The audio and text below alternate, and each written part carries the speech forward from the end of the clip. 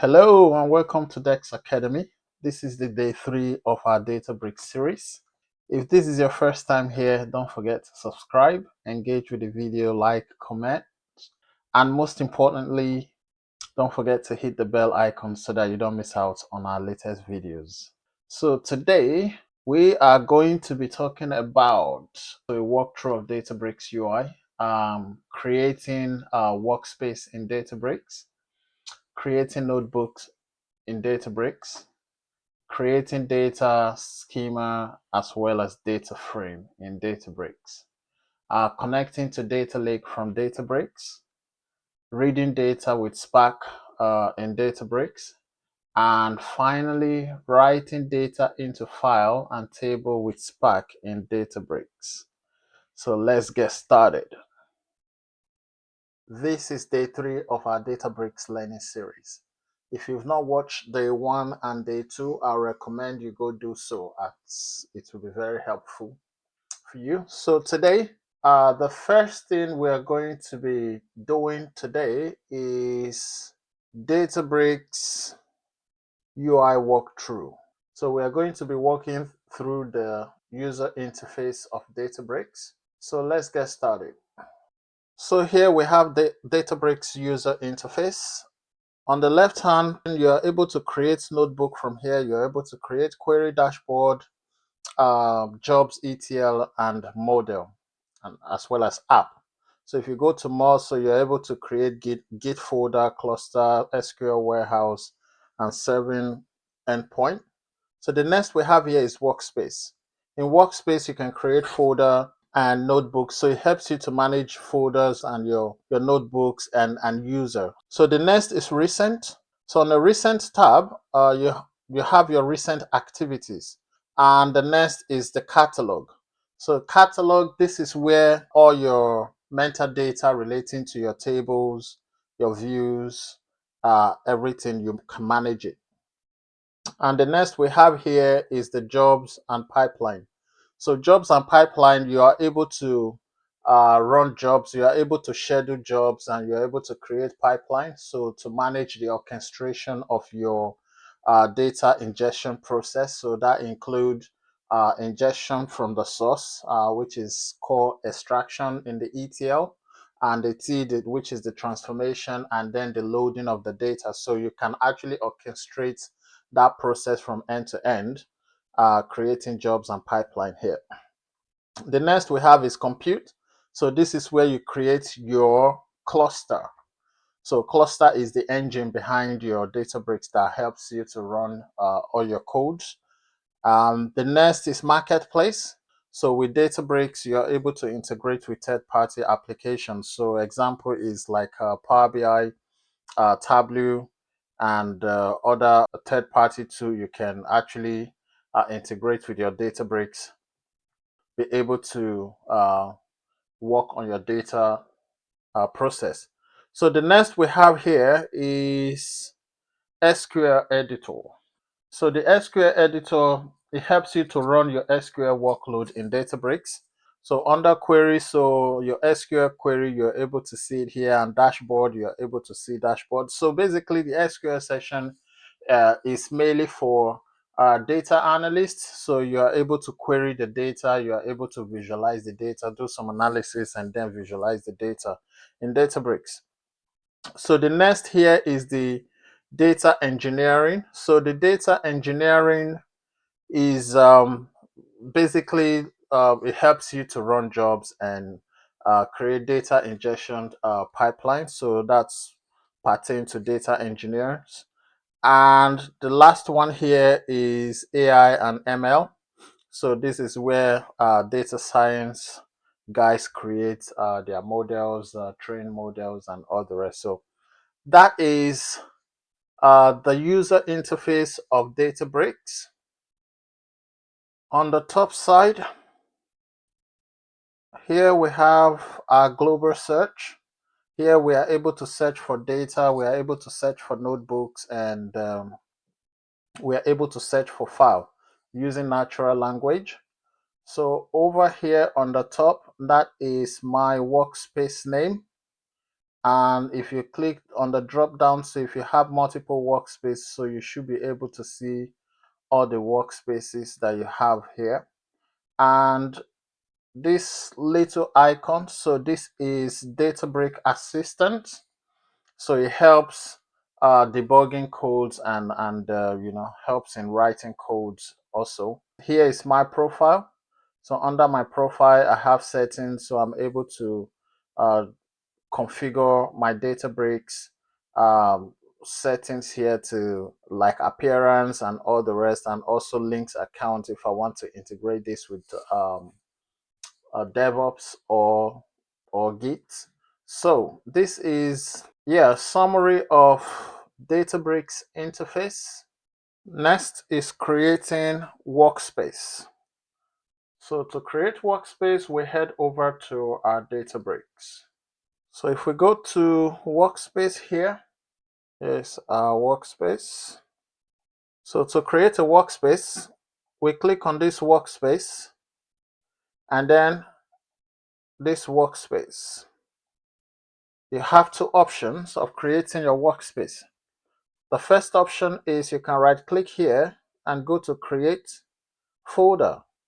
That will create a workspace for you. The second option is once you've clicked on the workspace, you can come to this right hand side here and we can create our workspace here.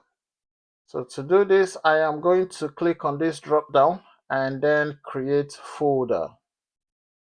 So I am creating a folder and give your folder a name. So in our case is Databricks training. Create. As you can see here, we have our Databricks training workspace that I just created. So next on our list is creating notebook in Databricks. So let's get started with this and create our first notebook.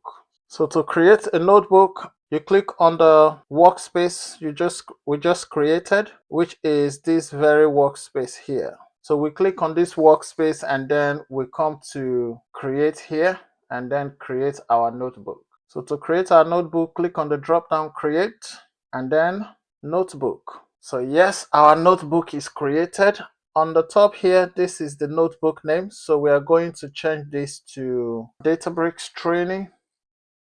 Yeah, we've just created our first notebook and then it is called DB training. So if I go to workspace, Databricks training, and as you can see here, this is our notebook DB training notebook. So it's under Databricks training. So that's our notebook created. Now that we've created our notebook, there are a few things that I feel that is important for you to know here. And on top here, we have file. So if you click on file, we are able to create new notebook. We can import notebooks and you can create dashboard, you can share, schedule. And another one important thing is you can change the default language. Once you create a notebook, your default language is usually Python. So as you can see on the top here, so this is Python, this is our default language. So, but if you don't want Python to be your default language, you can change this. And to change your default language, all you need to do is go to file here, change default language. So you're able to select if you want SQL to be your default language, Scala or R, you can change it here. So still under file. So we are able to commit to Git from here, clone, rename. We can move, we can export our notebook, and on the edit session, so we can able to insert cell above, below, copy, paste, so which is some of the basic things you can find and replace, add parameter and indentation. So on the view session, so you're able to set notebook layout, the cell layout, the workspace theme, editor theme, and appearance, how you want your notebook, how you want it to appear, so you can change the appearance or play around with the appearance. So you can run here, run your notebook, and on this side here you have run. So this button here, so you are able to connect to your cluster. If you have multiple cluster that you've spin up, so you are able to connect to the cluster, you're able to schedule and also share. So yeah, those are the few things that I feel that is important for us to know here. Next on our list is creating data, creating schema, and creating data frame. So let's get started with that. So to create data, to create schema and data frame, what I am going to do is import SQL type from Pyspark.sql.type.import all. I don't really need this. I'll just comment it out. And then the next thing, because I'm defining the data, the schema, because I'm creating a data frame. So the next thing I need to do is to define the schema. So basically on this data frame, I want to hold customer data. So my schema will be, schema is equals to, yeah, so Databricks is smart and then is anticipating the structure of our code and then just hinting us. So using IntelliSense to hint us. So instead of typing it out, just follow this. So my schema is, I'm going for structure type and I am going for customer ID, integer type, customer name, string type, and then customer gender. So customer address, customer city, and state. Should we roll with that? Yeah, so let's just go for, let's not overcomplicate this.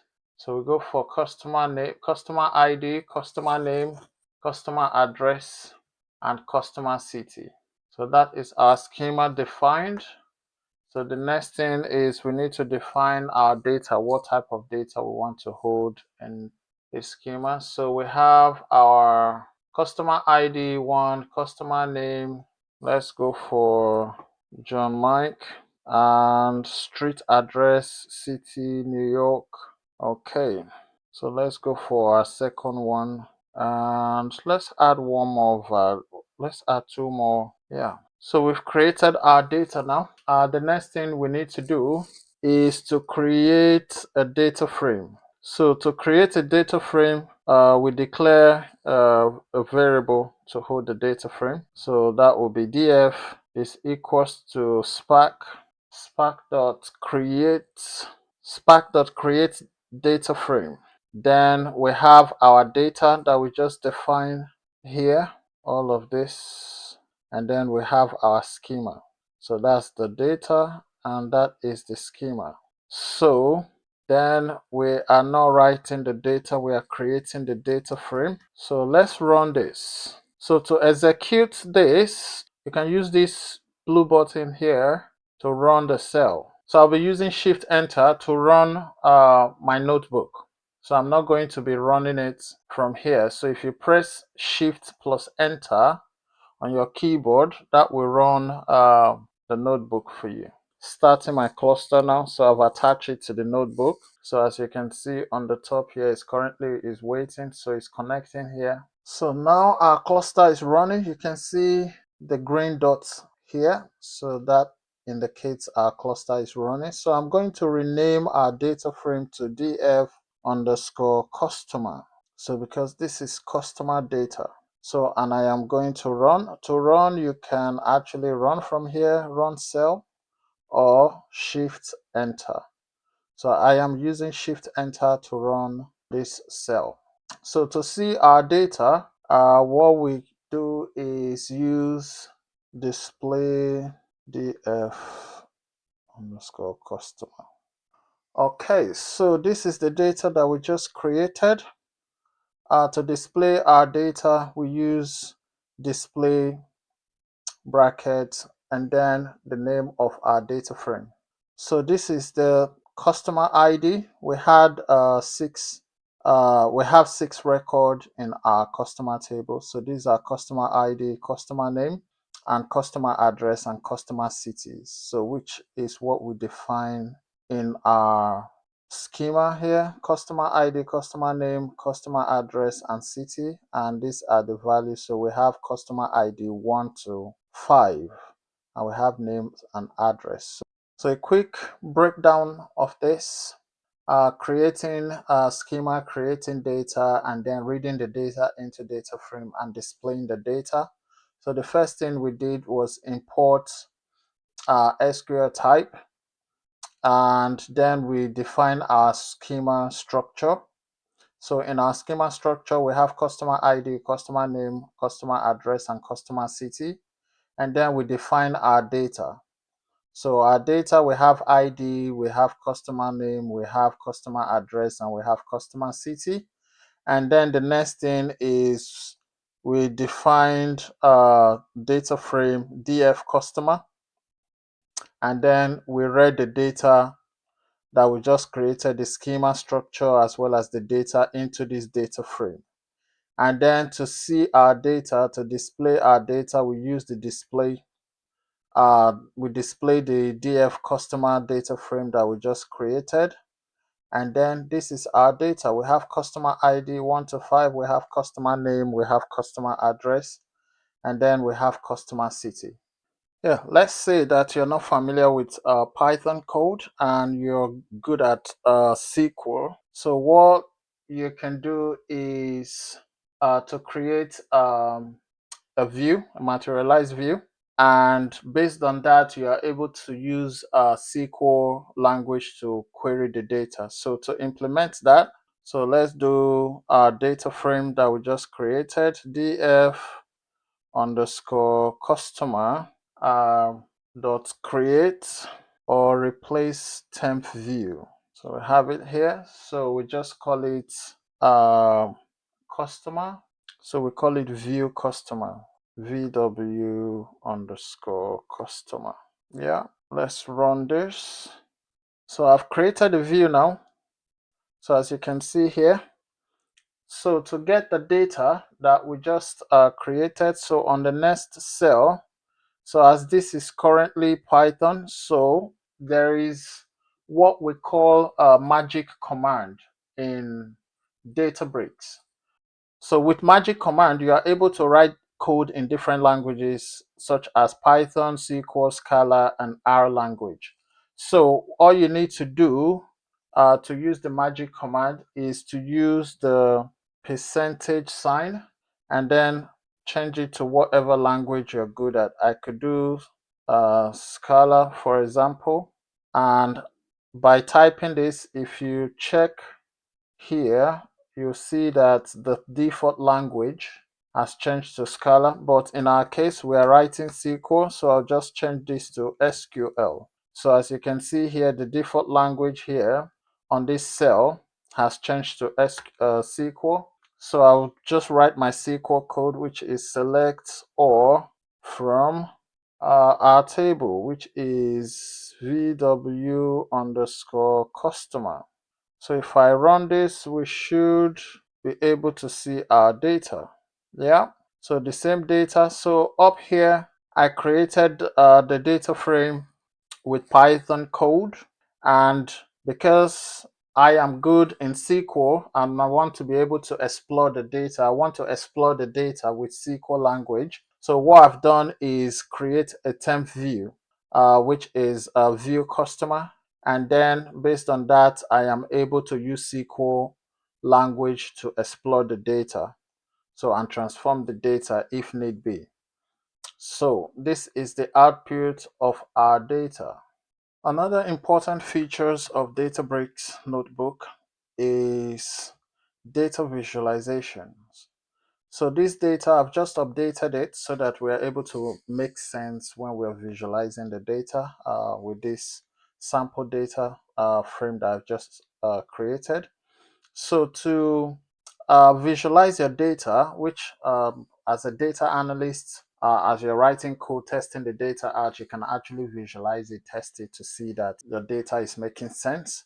So to visualize the data, you click on the plus sign here. Once you click on this, you have data visualizations. And on our visualization type, I'm just going to leave this as a bar graph. So as this is simple example, we're just working with our current data. So column X, I am going to go with customer city. So I'm adding column Y. So column Y, I am doing customer ID. So I'm doing a count of customer ID, not sum. I'm not summing that. And I'm going to group by the same column customer city and save this. As you can see here, in Chicago, we have one customer. In Los Angeles, we have one customer. In New York, we have 3 customers. And in Phoenix, we have 2 customers. So that is based on our data here. So based on our current data, so if I run this cell again, so you see that the data that I've updated is here. So we have one New York, we have 1, 2, 3. We have 3 customers from New York. Phoenix, we have 1, 2, and we have 1 from Chicago and 1 from Los Angeles. So that's 1 Chicago, 1 Los Angeles, 3 from New York, and 2 from Phoenix. So yeah, with visualization in Databricks as a data analyst, this is really helpful in terms of getting a quick insight from your data and also testing the data out as you're writing the code. Whilst I was showing you the different languages that you can program with in Databricks, one thing I didn't mention is this Markdown. So let's go into details of Markdown. So it's another important features within Databricks Notebook. Let's say we are working with other developer on this project, which is to create a schema, then to create data, and then write the data to data frame.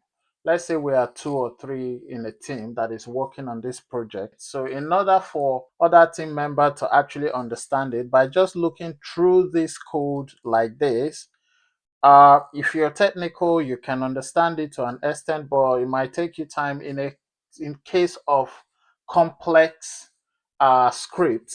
It might take you time to actually figure out what part is doing what. Like this cell, for example, what is this cell doing? And this other cell, what am I trying to achieve here? And this other cell, what am I trying to achieve here? So all the different cells. So basically, this is where this markdown come in, becomes very useful. So to create a markdown, I use percentage MD.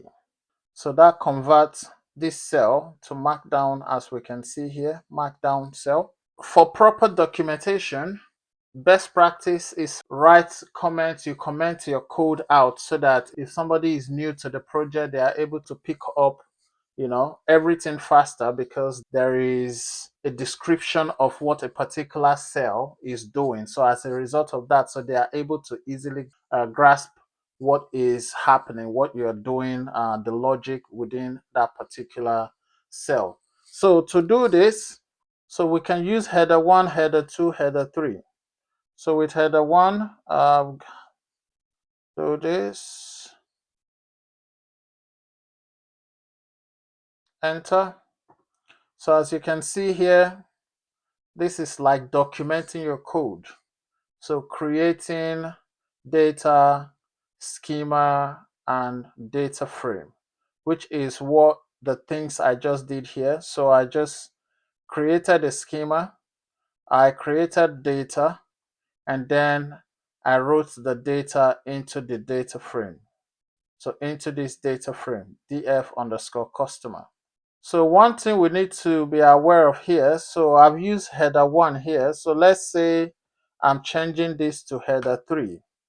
So header 3 is smaller, so header 1 is bigger. So basically it helps you to mark different sessions. So let's say, let me add on the top here, I'm just going to add percentage markdown MD, then header 1, Databricks training. So run this. So this is header 1, and then subheadings. I have my header 3.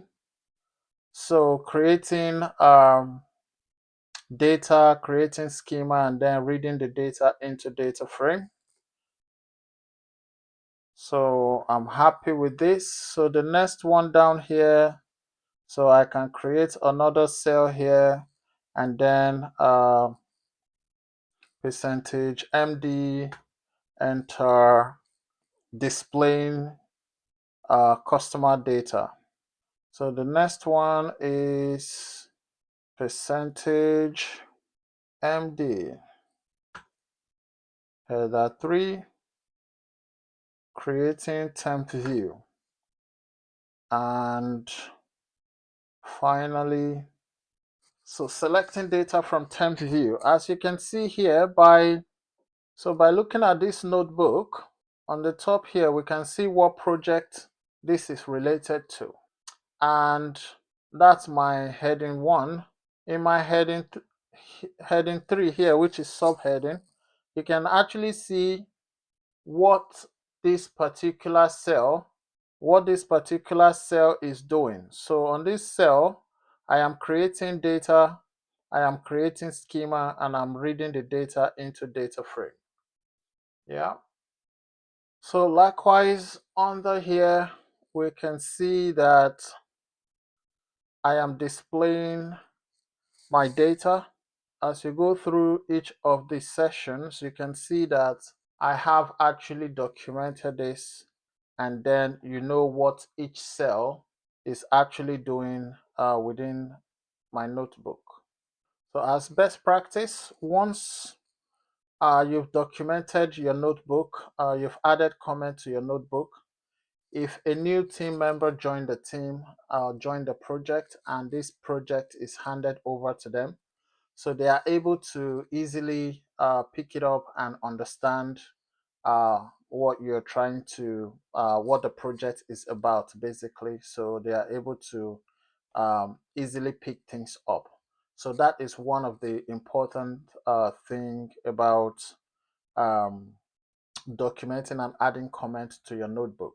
I use header 1 and then 3. So the lower the header, the bigger the text size. So the higher the header, the lower the text size. So that is the hierarchy, basically. So by commenting on this notebook and documenting it, if I come to table of content here, so we have table of contents up here.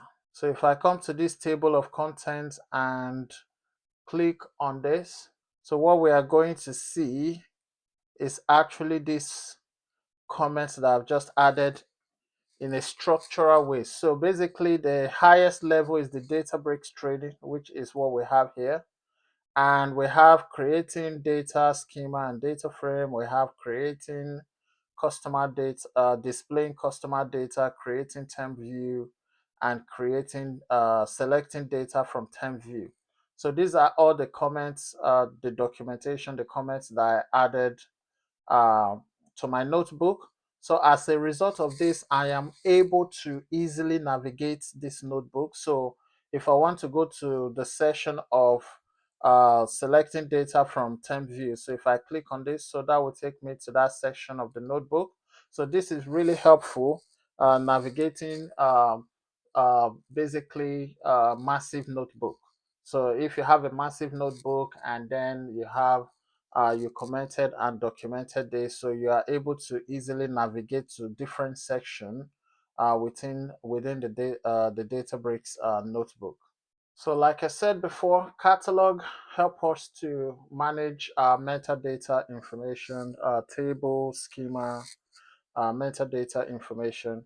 So to see the temp view that we just created, so if you come to this section here, so this is catalog. So if I go into the catalog, I'm just hovering over it, you can see catalog. So if I click on this, so you'll be able to see the view that we just created. So all the information about the view, there are under catalog here.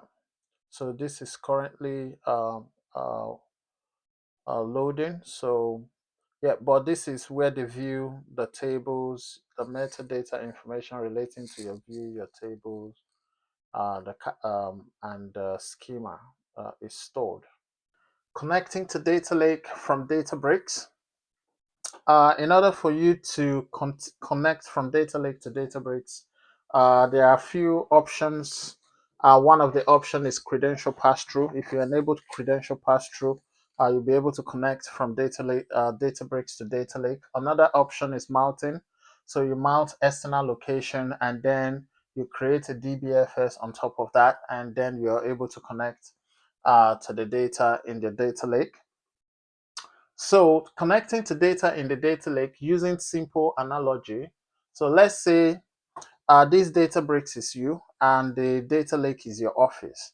In order for you to be able to access your office, you need to present some sort of code to the door, or you need to be able to present some code or some keys or some ID for you to be able to um, access your office. The same thing apply in Databricks, accessing data in data lake.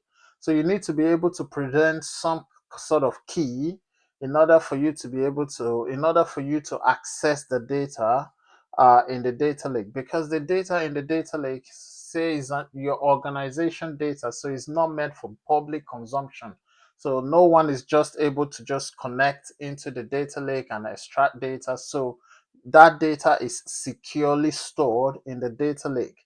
So you need some kind of keys to be able to access data. So you present that key to data lake and say, yeah, I have the right to be here. And then just like the way you present your ID in your office and then you gain access into the building. So the same way you present the key, yeah, say, okay, I have the right to be here. And then um, you're able to get the data. And that key in data lake, that key that you need to present is called service principal. So basically, you create an app registration, and then um, create certificate, and then enable that so you are able to uh, gain access into the data in the data lake. Yes, we are now in our Azure portal. To do this, we go to global search, which is top here, and then we search for Microsoft. So we search for Microsoft Entra ID.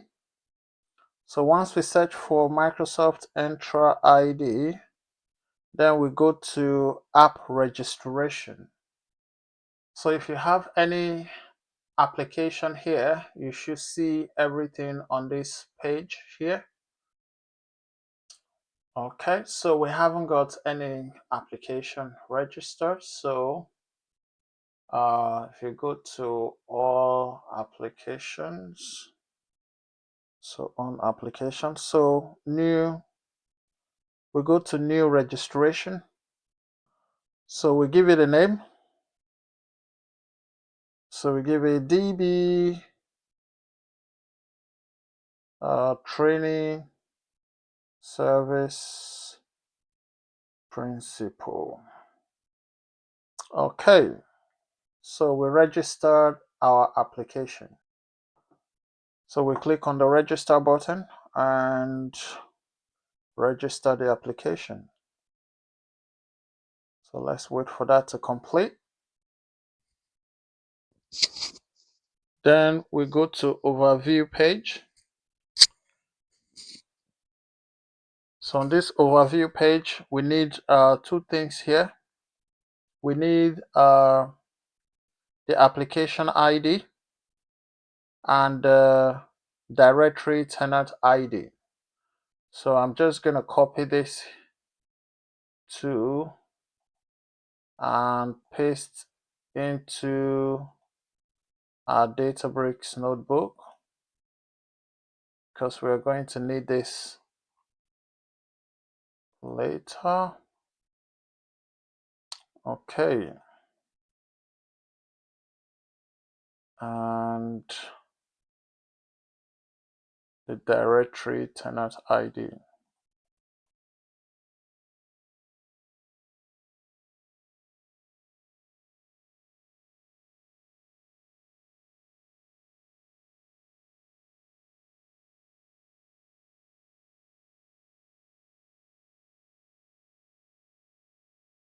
So the next thing is we need to go to under manage here. So we have certificate and secret. So if I go to under manage certificate and secret, so what we need to do is to create a new secret. So click on new and just give it a name. Name is DB training Databricks training. So DB training secret. Let me just add secrets to it. Okay, so recommended 180 days, which is 6 months. We'll just leave it at that. So for security reason, click on add. Once you've added it, one important step here is this value. So you need to copy the details of this value.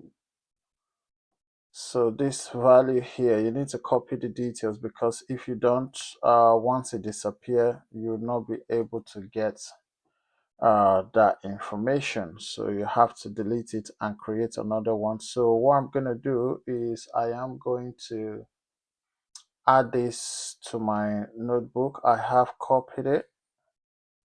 So just call this secret. Yeah, so we have our secret paste here, and we have our ID, we have our directory, we have our secret. Now that we've created the app, we need to assign this app to our data lake. So to do this, we need to go to our, let's go home, let's go to resource group, and let's go to our resource group, which is Databricks training, RG Databricks training. So that's the resource group that we created, and we have two services provision, Databricks and Data Lake. So we go to Data Lake. So we are here in Data Lake now. In Data Lake, we need to go to access control. So with access control, we are able to do the things that we want to set up. So let's go to access control and let's add new row assignment. So the new row assignment we need to add is storage blob data read contributor. So let's start search for storage blob data contributor. So which is storage blob data contributor. So click on it, then next. Then we select member. So click on select members, and then we search for DB which is DB training service principal. That is the one we created, and then click on select, and then review plus assign, and then again review plus assign. So we have now assigned the role. So the role has been assigned. So as the app is now assigned, so we need to go into Databricks and then establish the connection. So to do that, we go to Microsoft documentation. So just type connect to data lake to Databricks. So we go to Microsoft documentation. We have it here. So basically, but we have this in Microsoft documentation. So if you go into Microsoft documentation and just scroll down, so in case if it doesn't come up there. So yeah, connect to Azure Data Lake storage using Python from Databricks. So yeah, we grab this. That's what we need to connect. So grab this and then we'll go into our data lake. So I will just add a markdown as we discussed earlier. Markdown, I'll use 1, 2, 3. So connecting to data lake. So yeah, let's get the code we just copied from Microsoft documentation. Let's paste it here. We don't need this on the top here, so I'm going to take this out. So as that is not required. So what we need to do next is all these details that we copied when we created the app, when we registered the app. So we need to fill it in here. So we have ID. So the first thing we are adding here is our ID. So I'm getting this, which is under application ID. The next thing we are getting is the directory. So the directory here, we have directory here. So we copy the directory ID here. And the last one we have is the secret. So we get this in our service principal. So we replace, yeah, that is done. And the next thing we need to do is to replace the storage account. So the storage account for us is, that's the resource group. And this is our storage, which is storage account Databricks training 1. So I am going to copy this and then just replace this here where we have storage account. So replacing that and replacing this storage account and replacing this and replacing this, and the last one, I believe, storage account. So that's storage account dfs.core.window.net.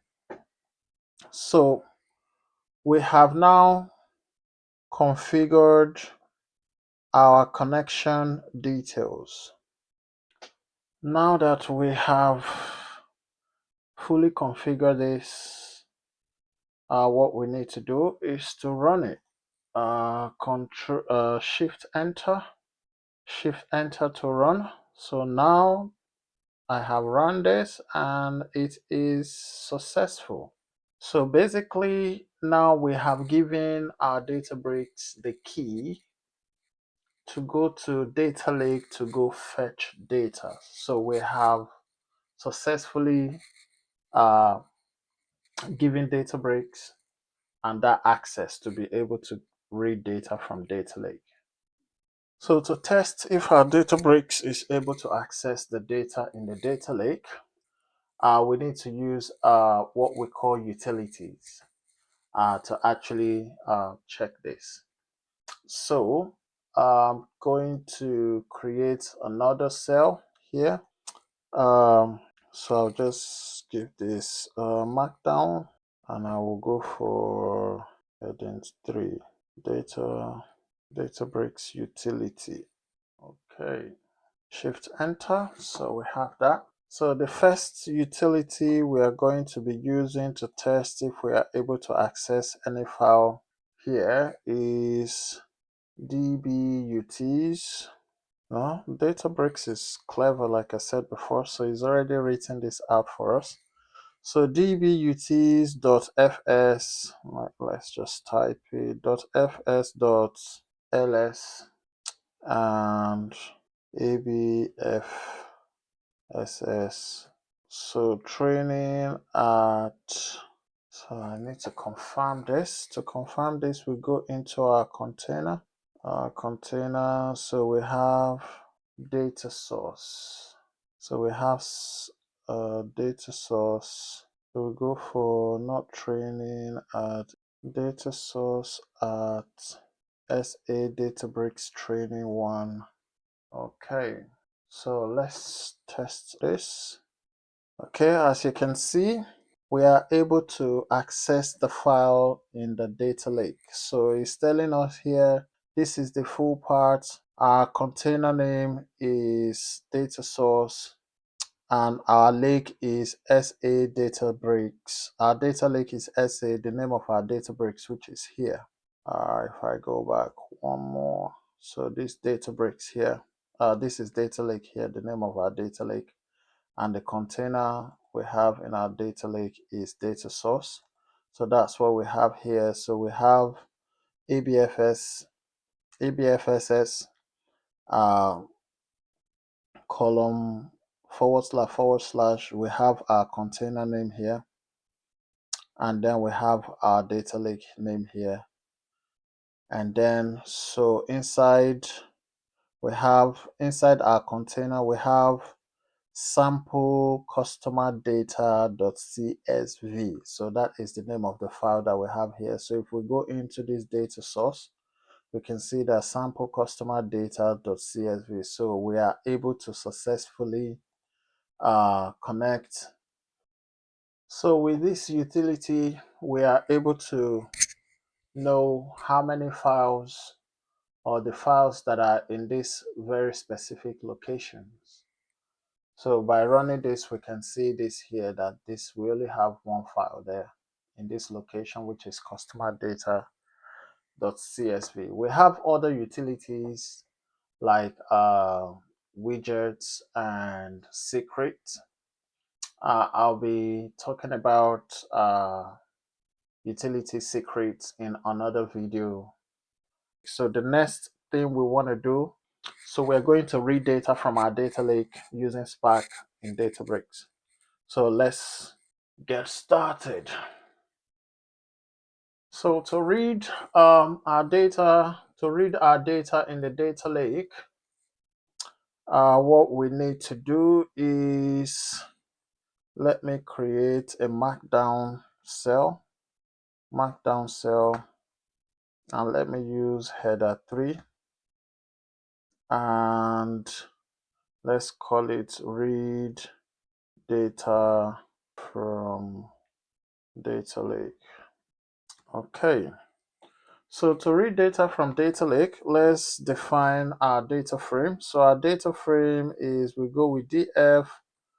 We already have df underscore customer, but the data that we have, df underscore sample customer is equals to spark dot read. So our file is CSV. So dot format, and then we have a CSV file. So CSV, and then we close our bracket, dot option. So we want to include header in this data. Dot option dot header is equals true. So dot option dot header is equals true. Yeah. So another thing we need to include is to infer schema dot option. So infer schema. So what infer schema is basically is every time we are reading this data, we don't want to manually and explicitly define the schema. So basically, we're using inferred schema to get the schema based on the data that we have in our table, in our file. So based on that data, we are inferring the schema. So to be able to get the schema definition, so instead of manually and explicitly uh, defining the schema. So I'm going to infer schema. So this is true. Infer schema is true. Dot load. Then we specify the location where the file is. So we have it in, like from above here, you can see from the DB utils ABFSS. So ABFSS column double forward slash and then the name of the container, which is data source and our data lake, and then .dfs.core.window.net. Then we have our sample customer data.csv, but we don't really need to specify this, so I'm just going to take this out and then have this here.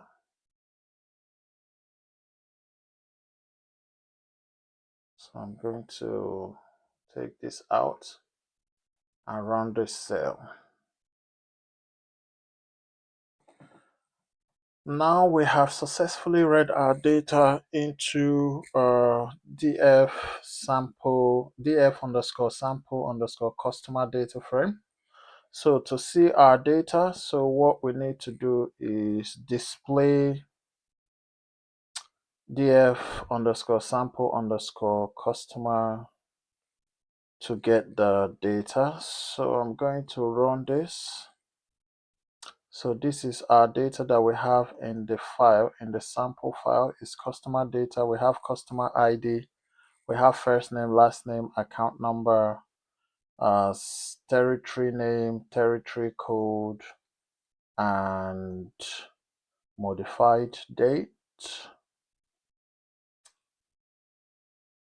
So if I go into the data lake and just show you this, if I go into the data lake, container, data source, this is our CSV file, edit, and then preview. So you can see customer ID, first name, last name, account number, territory name, territory code, modified date.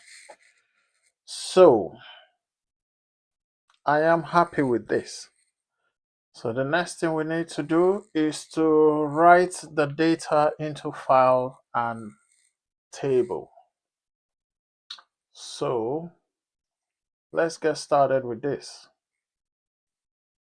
Percentage MD markdown column. So let's use header 3 and write data to file. So what we need to do now is to take our df underscore sample underscore customer dot, let's save this as Parquet file, the Parquet. Okay, so what we need to do is to create data source. Let me add another container for consistency purpose. Data destination. Okay, so here I am going to go for data destination. I'm going to take the sample file off, and we want to override. I want to override the data. So basically I would say mode is equals to override. So this is completed. Let me just run this. Let's test this out. So basically to write our data into a Parquet file, I have created data destination container in our data lake. So basically, this is our data frame, df underscore sample underscore customer, and we are writing the data into a Parquet file, and our mode of writing is override. So we want to override the data, more or less like clean it up and replace it every day or every time the process run. And we are saving the file as Parquet file, and then our container is data destination, and our lake is SA Databricks training. So this is our container data destination here. So if I run this, that will write our data into this destination. So if I check this destination here, you can see that we have a Parquet file, because I have run this multiple times. So yeah, successfully written in here. So basically, yeah, so we have our data written in here. So I would make another video to explain why we have multiple files in here. So yeah, this is how you write your data into file in your data lake. So the next one is writing the data into a table. So I'm just gonna show you how you write the data into table. So to write the data to a table, what we do is take the data from the data frame and write, and the write mode is overwrite, and we are saving it as a table and then provide the table name. So let's run this. So we have now successfully written our data to a table. So as you can see from our catalog here, we have our schema, which is default schema because I didn't specify any schema, so we put it on default schema.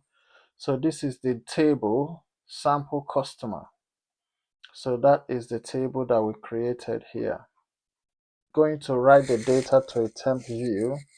So let me create a markdown column, markdown cell. So I'm creating a markdown cell.